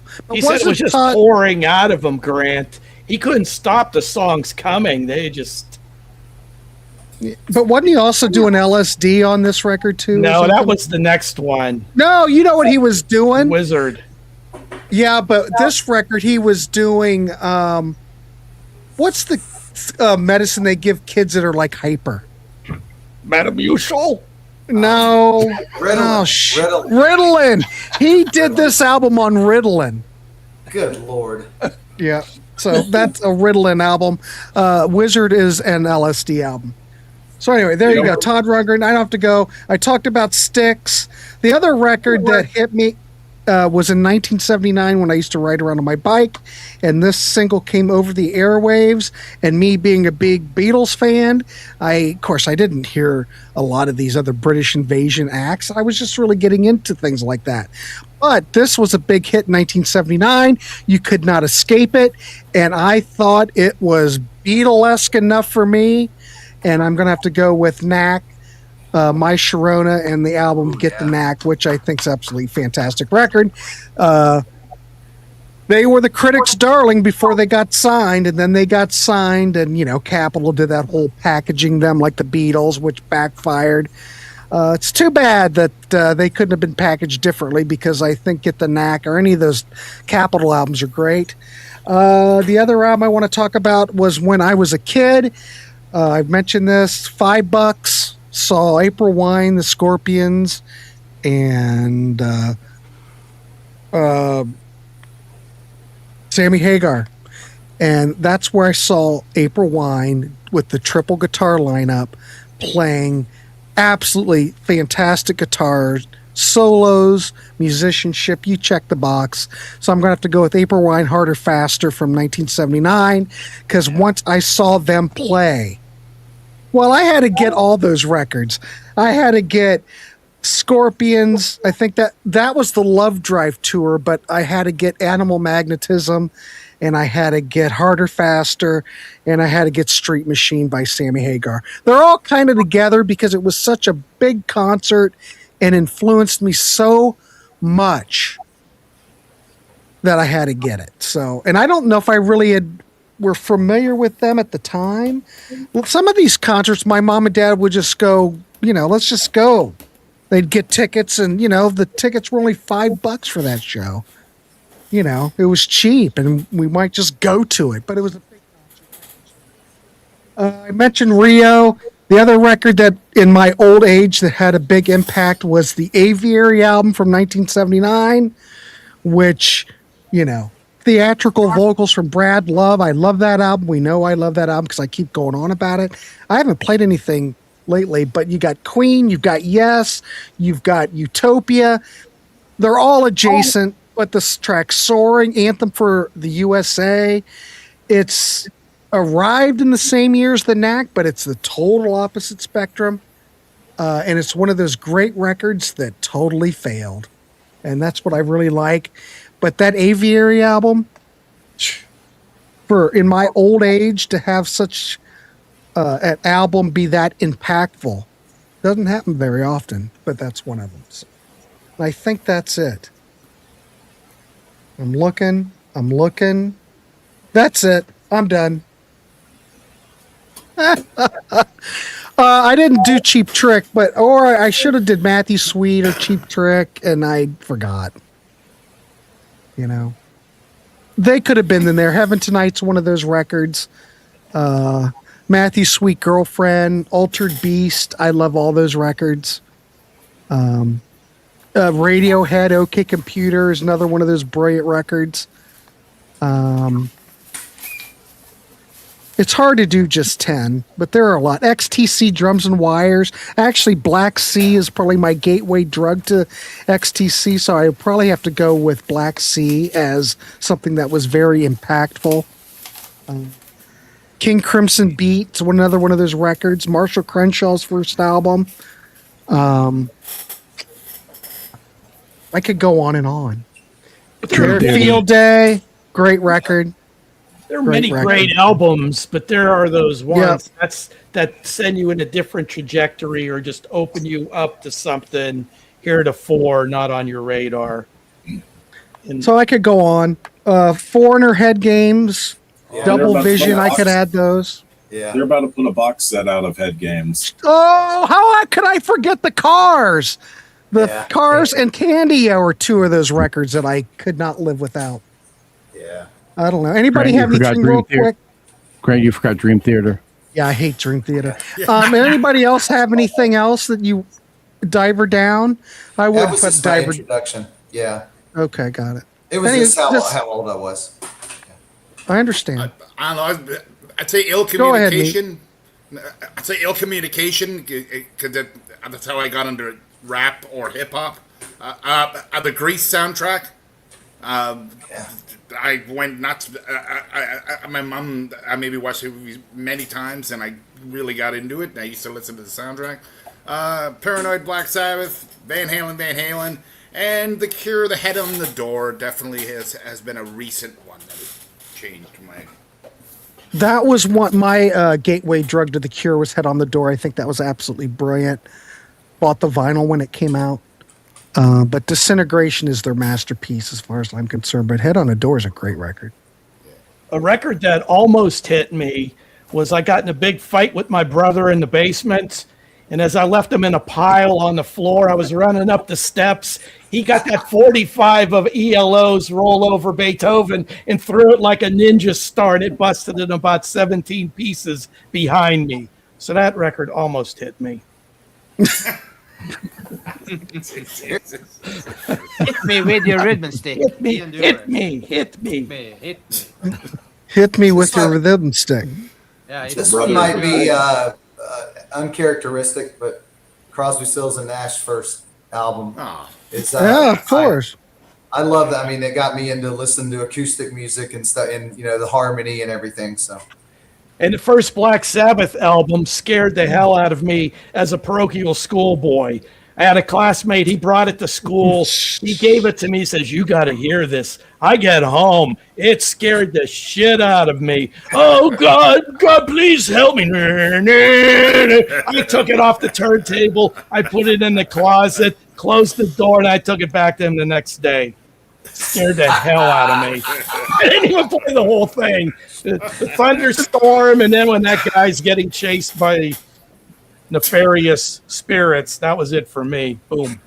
Tim's mentioning, I just read that there's finally going to be a deluxe edition of Boston's self-titled with demos.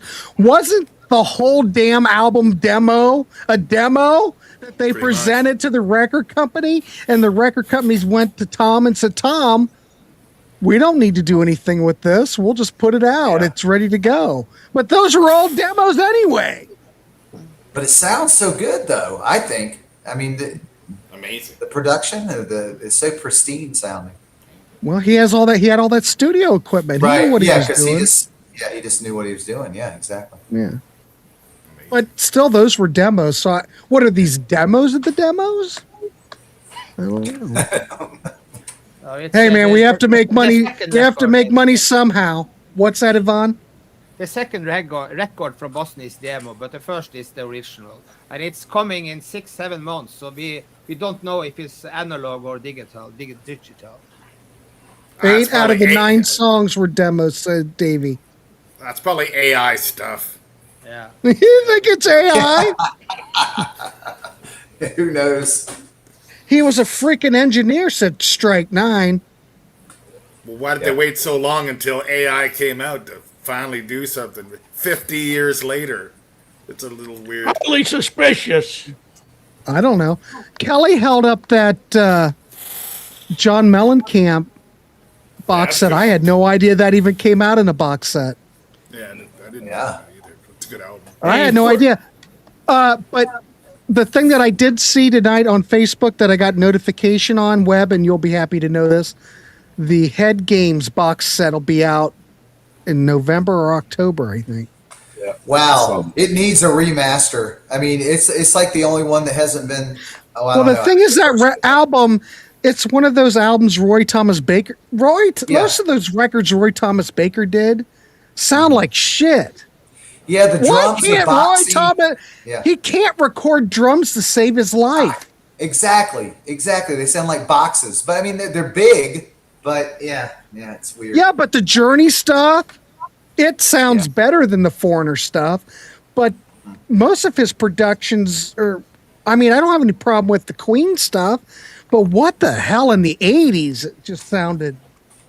I don't know if a remix is going to help. Too. Well, the drums on Candy The Cars had those. Yeah. It seems like the drums on our Roy Thomas Baker stuff are all overdriven. Yes, I think he was running that shit all into the red all the time. Mm-hmm. That's the way it sounds like. But what do I know? The drums on Dirty White Boy like overload. When he does a big fill at the end of going in the end of Dirty White Boy, and it EC blows your Buds. speakers. I love that tune, though. Anyway, the box set of Head Games is coming out, so I already have it on pre-order because I love that record. That's so good. Did they do before we hang up? Did they do Double Vision or the first Foreigner album as a box set? And I missed it. Does anybody know? I think it was just 4, wasn't it? They just did Foreigner 4, so maybe they're going back. Yeah, maybe. I thought maybe I missed something. All right, kids, we're going to wrap this dog up. We've went 2 hours. Jesus. And we were worried about not having enough folks for the show. We weren't. Well, we had plenty. Well, a lot of times with these topics, we're very spirited, maybe a little overzealous. Well, happy birthday, Grant. Happy birthday, Grant. Birthday. 2 hours. Thank you. I'm going to sleep now. You've 4 already in the done that, morning. for goodness. It's 4 in the morning. morning. Man, you're a trooper. Yes. I don't think we've ever done a 2-hour show on this channel. Woo. I don't remember. Okay. All right, boys. See ya. Keep it clean, everybody. Rap the Rascal. We'll see you on the next one. All right. Take care.